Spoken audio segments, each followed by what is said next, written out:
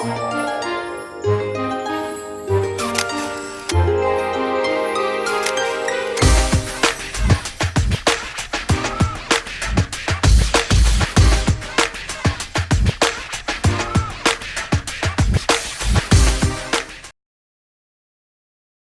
everyone, welcome to Off the Cuff, where the headlines come to life. Our men and women in service are people that we value and we treasure. They are there protecting our country and ensuring our safety as human beings and as a nation. And today we have an amazing individual who's really dedicated his life to the armed forces. We have with us Chief Warrant Officer, Mr. Ray Mabarak. Well, thank Chief, you. welcome to Off the Cuff, and thank you for your service and your time. Honor to serve.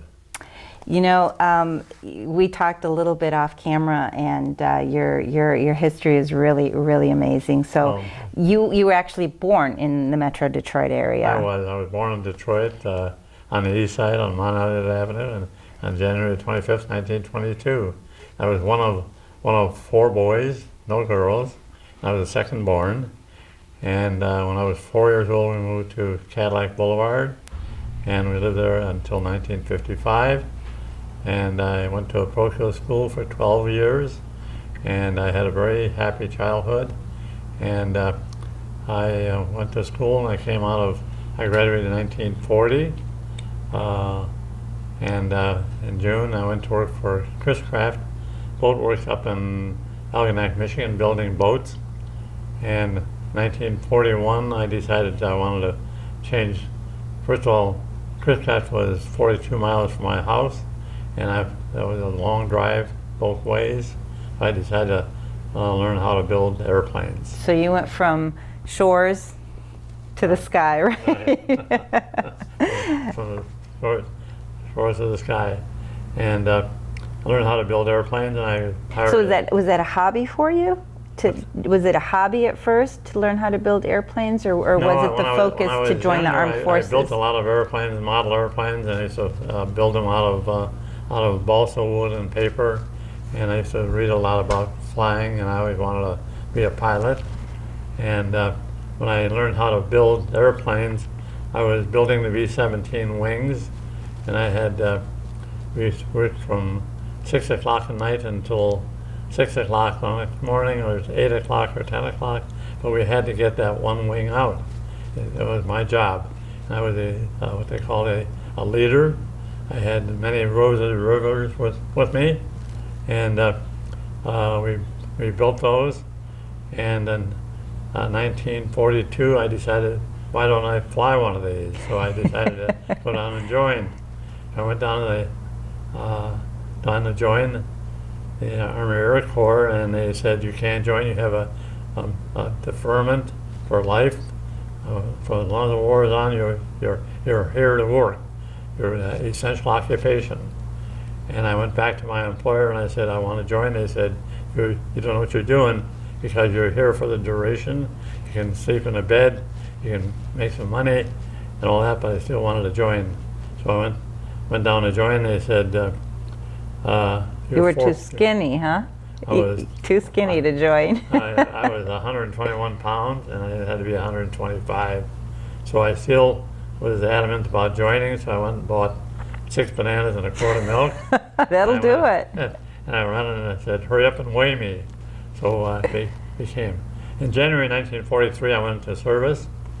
They called me in, and I had no advance notice about leaving. I got a letter on a Wednesday to leave on a Friday. So I went and checked out of my plant and took my basic training in Miami, Florida in January of 1943. And then from there I went to the aviation student school at University of Toledo, and went down to Nashville for classification. At that time they didn't need any more pilots. They needed more navigator or bombardiers, but I decided I didn't want to be one of those. So sure. They said, what do you want to be? I said, I want to be a tail gunner and a B-17, which is a very dumb thing to do because of the high mortality.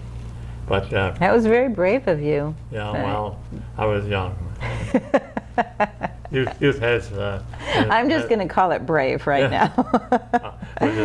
But I from there they didn't need me as a pilot, so I went down to Jeffersonburg, Missouri, as part of the Air Corps, and they sent me to engineering school at Kansas State College, and teach me to be an engineering officer. And in March of 1944, they discontinued the whole program because the United States was getting ready for the invasion of Europe. Of Europe, right. And we ended up from going to the Army Air Corps to the U.S. Army Infantry. I joined the 97th Division. And You were deployed to Europe, correct? well, actually what happened is we went to Fort Leonard Wood, Missouri, to join the 97th Division. We were training because they had already had the troops they wanted for Europe, and they took all the units, all the people out of our division, and sent them to England to be replacements for the people getting killed in the invasion, which were a number of people that died. There were 400,000 people died, military people in World War II. We were all set to go to Japan in December of 1944, and the Battle of the Bulge came up. Right. Of course, they had the invasion of Europe was 1944 in June, and they were doing fairly well. They thought the war would be over by December. The Battle of the Bulge came up on December the 16th of 1944, when the Germans decided to make their last effort, and they lost a lot of people. So General Patton, the commander of the Third Army, needed like 10,000 replacements right today. And the Army didn't have it, so they sent our division over to Europe. We became part of Patton's Army. We went to the Ruhr Valley with cities like Siegburg and Solingen and Dusseldorf. And Patton wanted to go to Berlin, but they sent him down to Bavaria, where the SS troops were still fighting. So we went down to Austria. Well, we went to France, Belgium, Germany, and down to Austria, and then to Czechoslovakia, because that's where the Germans had backed into. So we ended up meeting the Russians in May of 1945. We were infantry. We were with Patton, and when the war ended on May the 8th of 1945, we had taken the town of Hanau, Czechoslovakia, and at that time the Germans were just wanting to surrender. Sometimes people say to me, "What do you remember about World War II?" People don't know that during World War II there were 52 million people died. That perished. Sure. There were 20 million Russians, 20 million. There were 6 million German, 6 million Russians, 6 million Jewish, and many. We lost 400,000. So, what I remember about Europe is the devastation, because they bombed all the cities. They bombed Dusseldorf. They bombed every city, trying to get German to surrender. And I remember the children being so hungry, begging for food. I remember we took a concentration camp in Flossenburg. I remember adult people were 60 pounds, the skin and bone, and they had the people that were killing people there at Flossenburg. And one thing about Flossenburg is that was the concentration camp where the German officers that had gotten together to assassinate Hitler, they sent them there as political prisoners. They actually hung them in April 1945. They hung them. So I remember Germany being so devastated, and no railroad system, everything was destroyed. It was just sort of earth-shattering to see all this destruction. Chief, how necessary is war. I know you lived through World War II, and you've seen all that destruction and the hate and the devastation and children's lives destroyed, families destroyed. But what was your thought? What was your sense of stay in regards to being part of that and having to face that on a daily basis? What was your strength that made you go on every day while being part of that devastation and total annihilation of a country or of a region? Well, sometimes I'm asked that question, and I have three things in my lifetime that I treasure. Number one is God. Number one is country. And the third one is family. And I was there because my country was at war with the Germans and the Japanese. And we did not start it. The war could have been settled earlier. The Germans wanted to maybe make a surrender, but the United States, the Allies were looking for total surrender with no unconditional. And many people in Germany wanted to surrender many times before that. And because we were trained for Japan, all I know is that the United States was my country, and I did what I was told to do. And you had to defend it. And whether right or wrong, that was my duty. When we finished up in Germany, on May 8th of 1945, the war was not over because the Japanese were still fighting bitterly out in the Pacific, and they had Tarawa and Okinawa and Iwo Jima and Guadalcanal. They had all this. And the United States was using their B-29 bombers to bomb Japan, and we were trained for for Japan, and we pulled us out of Europe in June of 1945, Right. and sent us to Fort Bragg and then to Fort Lewis, and we were getting board ship for Japan, and then they dropped the atom bomb. Thank God for that, because there would have been 1 million casualties for the United States, because the closest land to Japan was 300 miles. They would have to put us all on boats.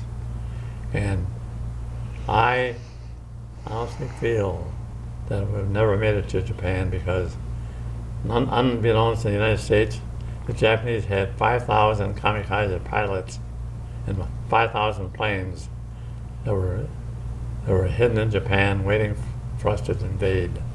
And if you take 5,000 planes and maybe 300 ships, very few people would have had it. Plus, the Japanese were very well trained for defending their country, and every person was trained to do a job. So when they dropped the bomb, it actually saved my life. And because we were on our way to Japan, when they dropped the bomb, we went on down to the Philippines. We stayed in the Philippines for 2 weeks until they signed the treaty on September the 8th of 1945, and we landed in Japan. 45 or 46, maybe 45. You probably know better than me. Mm-hmm. Actually, it was actually 45 when they started the war. And when they signed the treaty on the USS Missouri, General MacArthur, we were down in the Philippines, and on September the 28th we landed in Japan as occupation. And I had the distinct pleasure or honor of serving with General Eisenhower and General Patton and General MacArthur, because they were all my commanders. And the Japanese were very, very very polite. They wanted the war to end. They were also having a problem with food, and we were occupation troops. We stayed there until February 1946 when I came home. And the devastation, actually what the United States was doing was firebombing different cities every day. They were trying to get the Japanese to surrender. To surrender. And I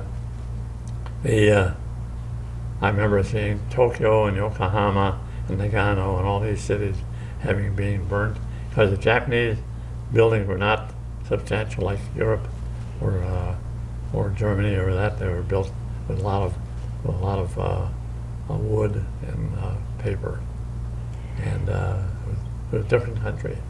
But we came home. I came home in February of 1946 from Japan, having served in both theaters. There's only 2 units in the United States Army that served in both theaters, and our division was one. Was one of them. And 86th Division was another one. So we did our job. How was seeing that devastation and being part of that, and yet, you know, coming home as a World War II vet? How was your sense of being received here in the United States as someone that was there on the lines, you know, defending our country, being there per orders, you know, fighting in both of those aspects, and then coming home? What was your sense of being home, and what was your sense of the reception? Well, it was a relief to be home. Sure. The thing is that being in the Army and being a soldier, and my country was the United States, and I was doing what I was supposed to be doing. Did I agree with it? I can't really say I did. I don't like people being killed. I don't like people being destroyed. I don't like cities being destroyed. That's not my nature. I'm a peace-loving person. But it is what it was, and you had to do it. When I came home, before I left home in January 1943, I remember the last words my mother said to me is, "God be with you." And he was.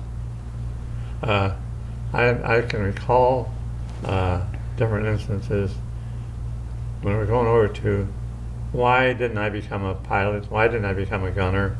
Because somebody was taking care of me. I don't know who, but somebody was taking care of me. Somebody was guiding you in the right direction to Right. make sure that you were there. Something divine, right? Yeah, exactly, divine. Someone was taking care of me. Maybe my mother was praying too. Sure, absolutely. But when we were going to Europe in January of 1945, we were on board ship, a troop ship with a convoy of maybe 60 boats. And it was about 3 o'clock in the morning, and they sounded the alarm. And the alarm was that there was a submarine attack. And they closed all the hatches, and we were down 4 decks below the water line, and sleeping four bunks high and back to back, and maybe 150 men in a cubicle. And you could hear the depth charges. Wow. And I said to myself, "Oh my God, not here." Because I was scared. And not only I was scared, a lot of us. Well, everyone was scared. Absolutely, it's frightening. And then the next time that I remember having faith is that I was in Europe. We were on recon. We were sitting in I was on recon. We had a vehicle, and we were looking at a German map. We were in Czechoslovakia. The Germans changed a lot of the names of the towns. We were looking at the American map was so detailed that you could tell what town you were in by the church steeple. Every town had a church, and we could know. So we wanted to know where the Germans were, and we're looking at this map, and all of a sudden my best friend Laddie Janicek from Seattle got killed. Why him and not me? I mean, he was alongside of me. So somebody taking care of me. So all I know is that my whole lifetime I've been blessed. And I'm 97, and I still know who I am. And I still have feelings, and I still have pride. And a memory like a steel trap. I wish I had half your memory strength.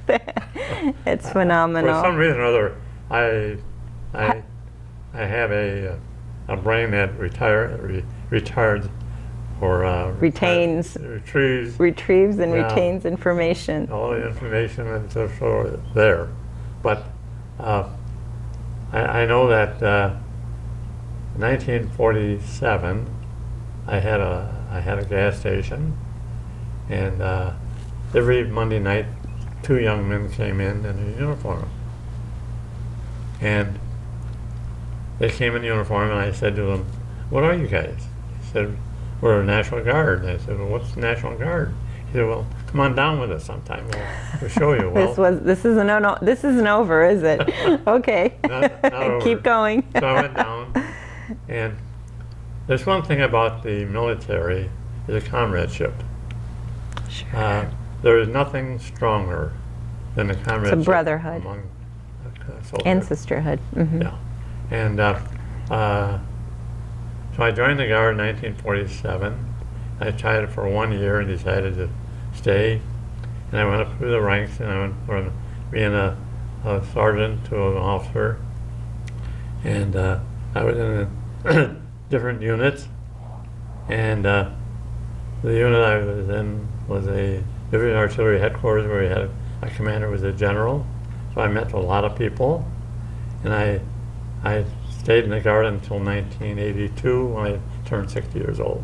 So you were there for about 35 years in the National Guard. Yeah. So what was your experience with the National Guard? And were you on location anywhere? Were you on the ground, troops? Well, actually, was it more?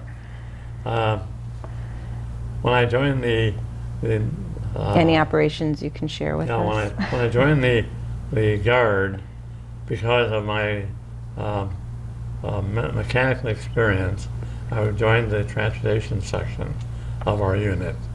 And I was first of all, a mechanic, and I became a motor sergeant, and I became a motor officer. And I always have felt that whatever you do in life, is you do the best you can. My grandson is just joining the Oregon National Guard, and he's leaving today. And I said to him, whatever you do the best you can, to the best of your ability, and as hard as you can do it, because you want to excel at whatever you do. And I've always had this feeling of excelling, and whenever I belong to a unit, I want that unit to be the best unit. When I was a motor officer, I told the people we had to have the best transportation section, that every vehicle must run every day, no matter how many hours you work. When I was in food service, I told our dining facility manager, I said to him, we have to be the best kitchen, the best dining facility in the organization, because you have to set an example. Absolutely, and whatever you focus on in life, if you don't give it your best, then you're not doing your job. Yeah. Chief, what is your vision as to what is happening today in terms of the wardrooms being beat, and the conversation on sending our troops to various places? Maybe not really talking specific, but what is your sense? Do you think that sometimes things cannot be solved other than troops on the ground, or do you think that there's a way to diplomatically solve issues without putting lives on the line? That's a tough question. Mm-hmm. How I feel personally, where the government is, that's two different things. I feel that there should be more talking. There's more negotiation. The National Guard, at the present time, is 37% of the troops over in different countries. My unit the 177th MP Brigade has been deployed at least 6 times in the last 5 years. They've been to Guantanamo, they've been to Kosovo, they've been to Iraq and Afghanistan. We still have people getting killed. To me, And people don't realize that they're still in harm's people are way. still getting killed. We are still losing good American soldiers for no good reason. I don't feel that the United States has to be the police chief for the whole country, for the whole world. My I feel that, sentiments exactly. they are what they are. They have been for years. And we should not be in there trying to dictate what kind of government they have or supporting one person against another. And Absolutely. the American soldiers are down under 1 million troops. The National Guard is like 400,000. The reserves is maybe 300,000. So you have a very small percentage of the United States population who are defending this country. And I hate to have people that I know getting killed for not a solid reason. And I think that's the note that I'd like to leave this on. I think it's important that we defend our country within our own borders, right, and protect our people and provide health care and really focus on the issues that we have here in terms of the violence that we are seeing, and maybe put those tax dollars in making, you know, this country more viable and our citizens more safe and more comfortable. So we'll definitely leave it at that. But you are one heck of a decorated soldier, and explain really quick what your 4 stripes mean here. You were explaining to me earlier. This is the officer's dress uniform, and these epaulets indicate your rank. And all the top one here is the combat infantry, which is they give you that only if you're in combat against the enemy. And this one right here? This one here is, I'm proud of this. This is what they call the French Legion of Honor. And the French Legion of Honor is bestowed by the French government they have one caveat on that, is that they have to be living. They do not issue this medal posthumously. So that France, in the last maybe 10 years, decided to give anyone who served in combat in France and Europe, France especially, they be decorated with this is one step above the Croix de Guerre. Well, I'm certainly happy that you were here and able to receive that. Oh, thank you. God bless you. 97 years old, phenomenal story. I'm thinking autobiography here. That's very, very important. Do you have an autobiography yet? Not. Okay, well that needs to be in the works. These memories, these things that you've experienced, being part of defending our country, regardless of the issues, you did what you had to do, and you were part of that landscape. So you are hailed a hero. Thank you so much for your service. Well, thank you for being here today. I don't feel I'm a hero. I'm just. Chief, you are a hero. Oh. In every sense of the word. So thank you so much for being here. I hope you all enjoyed this phenomenal story of history, of gallantry, and of my special guest today, Chief Warrant Officer Raymond Mabarak. Thank you all for joining us. Have a wonderful day. God bless our servicemen and women, and we hope for peace every day.